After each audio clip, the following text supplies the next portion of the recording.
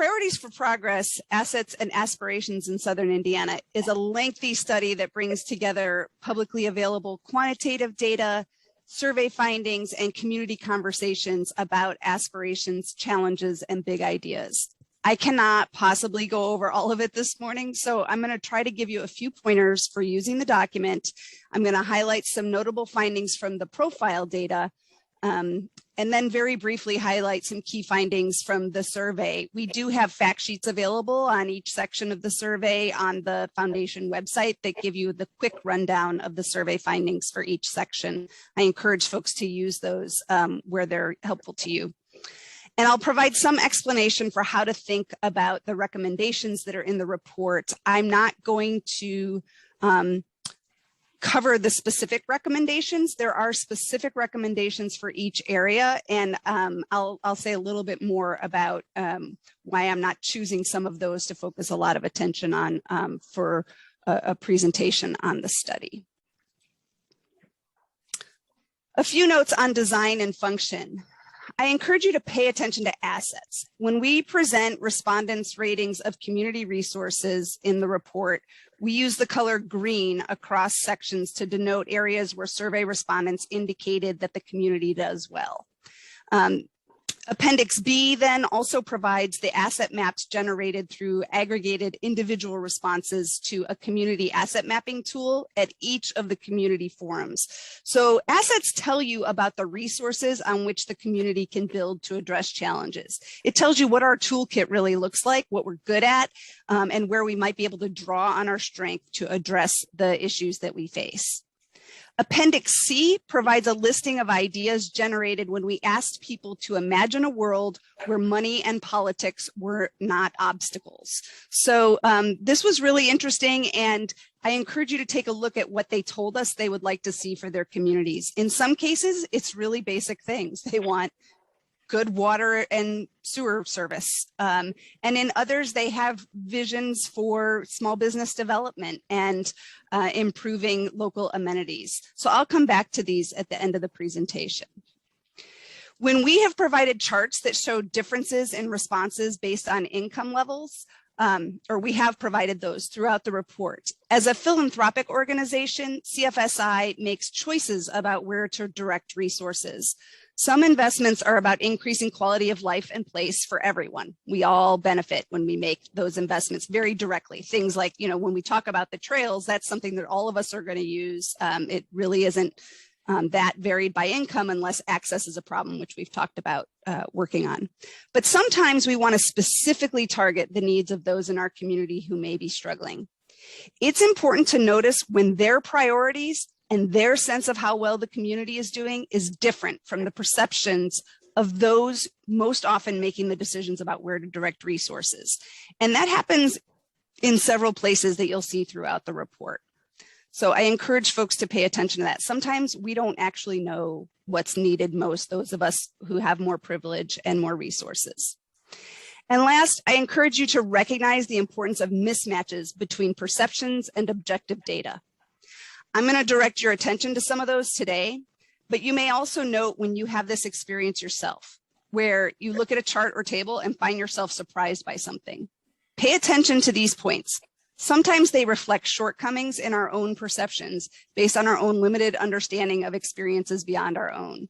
This is okay. None of us experiences the world differently than we do from our own position. And so it's easy for us to miss things that are happening in our community that don't affect us directly. But it's also important to pay attention. So the top priorities, and these are really not top priorities when compared against each other, but these are the priorities where there was the greatest consensus when we look across the entire survey. So overall, items identified as priorities by the largest share of respondents focus on basic access to education, health and wellness, housing, infrastructure, and living wages. That's because these are the foundations for everything else. So we asked questions about these areas, but what they focused on, the things they prioritized, were pretty much the basic access pieces of these issues. These are key parts of our system that work together and affect one another. Each exists in its own reinforcing feedback loop. So lower educational attainment tends to produce lower educational attainment in the next generation, for example. But they also feed each other. Higher levels of education improve health behaviors and earnings, and higher earnings make it easier to access healthcare and healthy food. I could go on with all the gears in this system and how they turn each other in our system. When we shift any of these in a positive direction, it can and does cause positive shifts in at least some of the others. When any of them are going the wrong direction, it can cause problems in the others. So we're going to start with health. Access to physical and mental health care, as well as substance abuse treatment, were common themes in community sessions and came out as top priorities on surveys and as top areas of concern when we asked about social issues of concern to the community. Consistent with our 2015 findings, health behaviors remain a barrier to healthy outcomes in both Clark and Floyd counties. Obesity rates are higher than the state rate and much higher than the healthy and wealthy Hamilton County. The reason that I do these comparisons to Hamilton County is that as a state, we don't do well on a number of things. So comparing to the state may just mean if we're doing the same as the state, we're doing the same mediocre job that we're doing as a state. Some of these issues are things where we're ranked 42 or 46 in the United States. So I think it's useful to compare to a healthy county so we have a sense of the possible.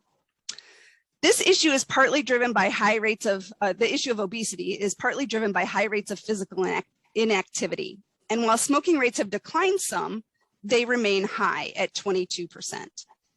These patterns lead to lower life expectancy than the state. 2 times as many years lost to premature death as in the state's healthiest county, more poor physical health days and more poor mental health days, which lowers economic productivity, lowers educational performance, and decreases quality of life. Substance abuse occupies 2 of the top 5 social issues of greatest concern in the survey findings. For Floyd County, a high percentage of driving deaths involve alcohol, and the overdose death rate is significantly higher than Clark County and nearly twice the state rate. I've said elsewhere that Clark County seems to have a greater willingness to talk openly about their substance use issues than does Floyd County, and it's killing us. I live in Floyd County, so I'm part of that us. A top priority and area of concern was access to physical and mental health care. Some community members noted that these figures understate the provider shortage because so many of our surrounding rural counties are also counting on providers located in Clark and Floyd counties. So these figures show you the number of residents per provider, but what it doesn't show you is the number of people counting on the providers in Clark and Floyd County, right? So it doesn't show you the people who come in from Harrison, Washington, Scott County to get care and services in our local community here in Clark and Floyd counties. On to education. Here I want to pay attention to what the objective data suggests is an area of opportunity. We combined Clark and Floyd counties for this table to make it easier to read.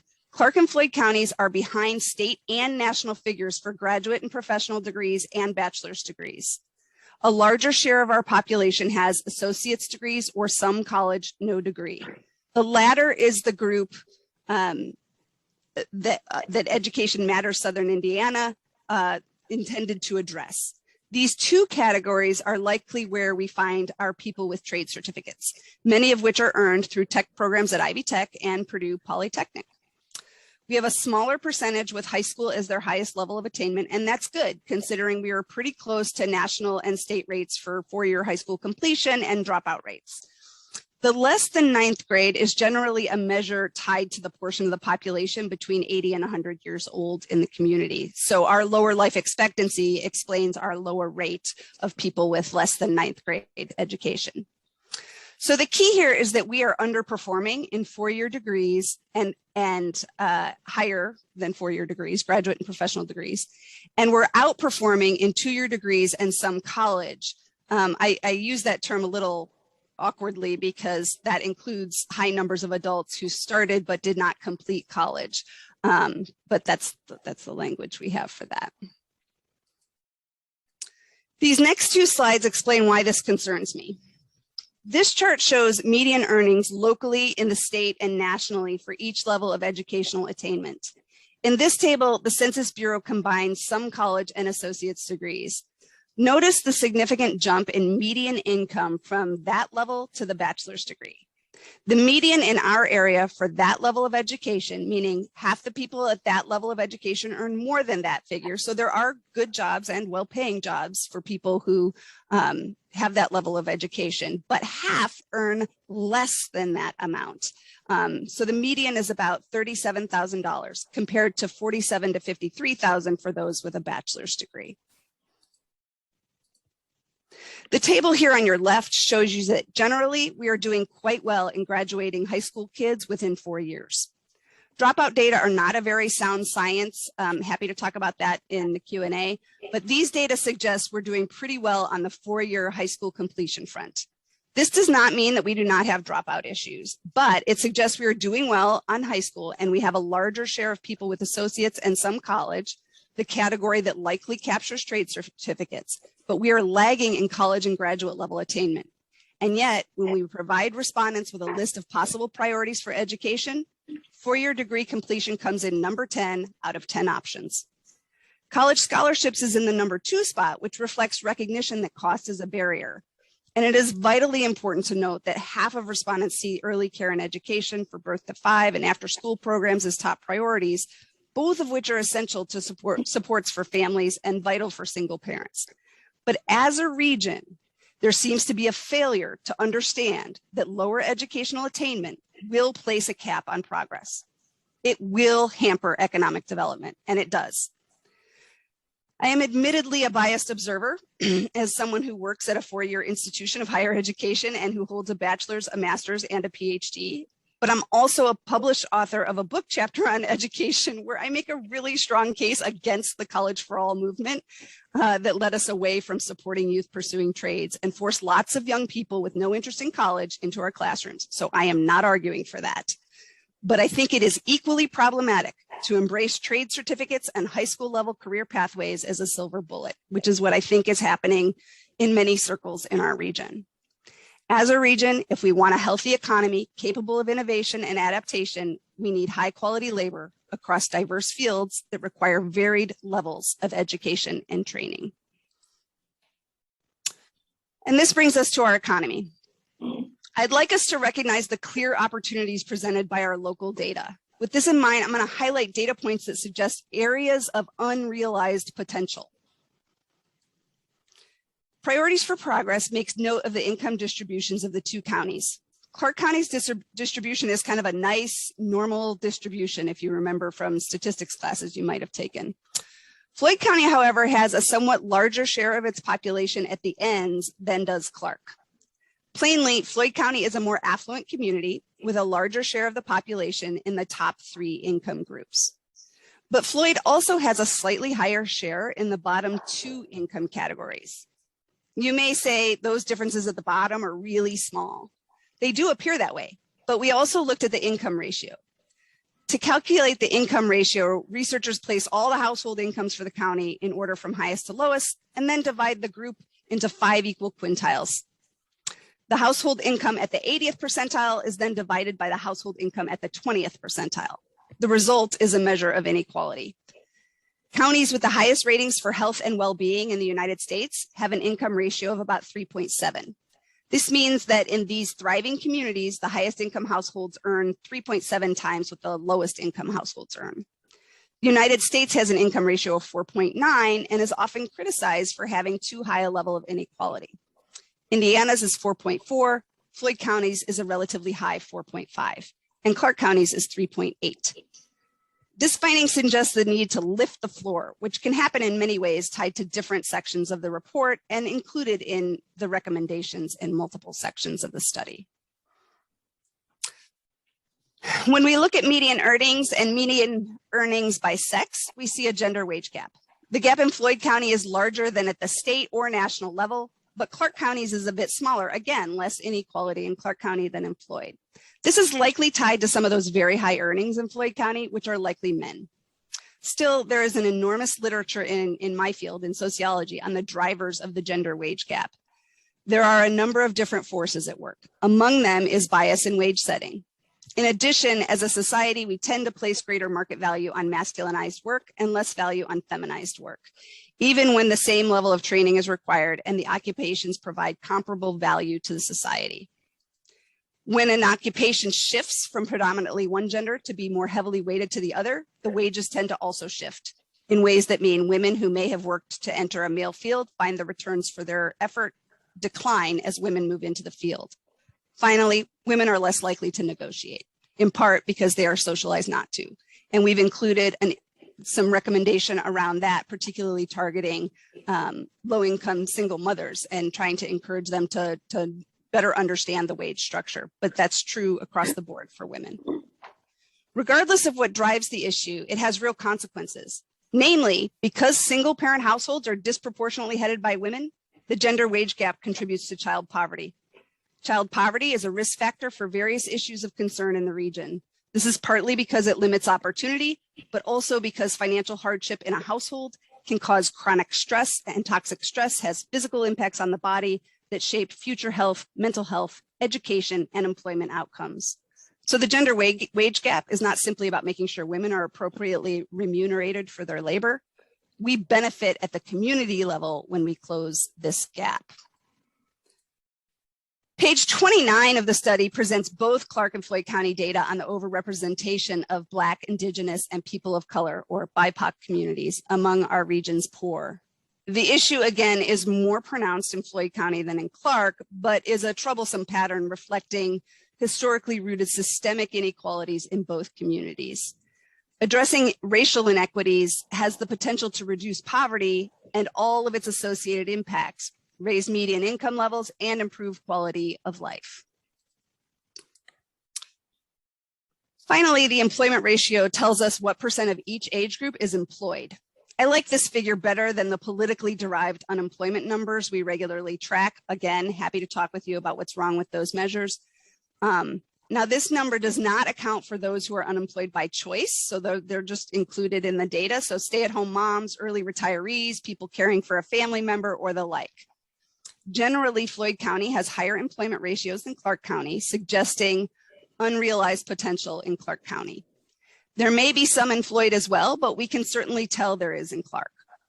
The one category where Floyd County's ratio is lower is age 30 to 34. I do not know for sure what is driving this, but I suspect it is women of childbearing age taking time out of the labor force for those first few years until their children enter school. This is a common pattern, and more families in Floyd than in Clark have high enough incomes to be able to support one parent staying home for those first few years. Generally, both communities have pretty healthy employment ratios, but Floyd's higher ratio may reflect higher educational attainment. Educational attainment is directly related to likelihood of employment. Increasing educational attainment could boost both employment and earnings. Now for a brief look at some key findings from the survey. People like living here, and they generally feel good about the schools and local amenities. People are excited about thriving downtowns, and they believe this is a beautiful place to live. Most say they want more connection, more engagement, more community. Our greatest opportunities to realize our potential as a region appear to be in educating and training a high-quality labor force. This will help us build and attract living wage jobs that can make a difference in our efforts to increase access to affordable, high-quality early care and education, mental health services, affordable housing, and art and cultural experiences. Improvements to infrastructure, including transportation, can provide additional leverage in increasing access to education, employment, services, and quality of place amenities. People in this region have lots of big ideas and aspirations for building vibrant small towns and local communities and a thriving region. They enjoy consensus in their focus on foundational concerns related to infrastructure, education, health, and housing, and at the same time seem to share a vision for new and innovative ways to develop the region around its assets. These, again, are all listed in one of the appendices. The report includes more specific recommendations in each section. Because I can't cover all of them today, I'm choosing not to suggest that I think some are far more important than others. The recommendations indicate that addressing our community's challenges and realizing our aspirations will require engagement from local, state, and federal government, for-profit businesses, philanthropy, and the nonprofit sector. They all have contributions to make to support progress in the region. I encourage the community to go where there is energy, where there is existing good and effective, where there are existing good and effective programs or innovative new ones, and people ready to do the work. That's where we will be successful. It's not that we should direct our energy first toward one sector, then toward another. It's that we should go where we have assets and energy and build from there to address our challenges. And more broadly, based on all of our data sources, I believe that health, education, housing, and infrastructure remain key leverage points to affect changes throughout the community. We also need to pay careful attention to strategies for ensuring living wages across sectors and skill levels, and we need to pay attention to issues of equity. Our findings suggest that the community would benefit from improvements in gender and racial equity, from institutionalizing systems and structures to support single parents. I think when you build supports for single parents, you actually more effectively support all families, and from sustainably developing our rural assets to generate more social and economic activity in our small towns. We heard a lot of ideas for doing more to generate more economic and social activity in our small towns. And that's it.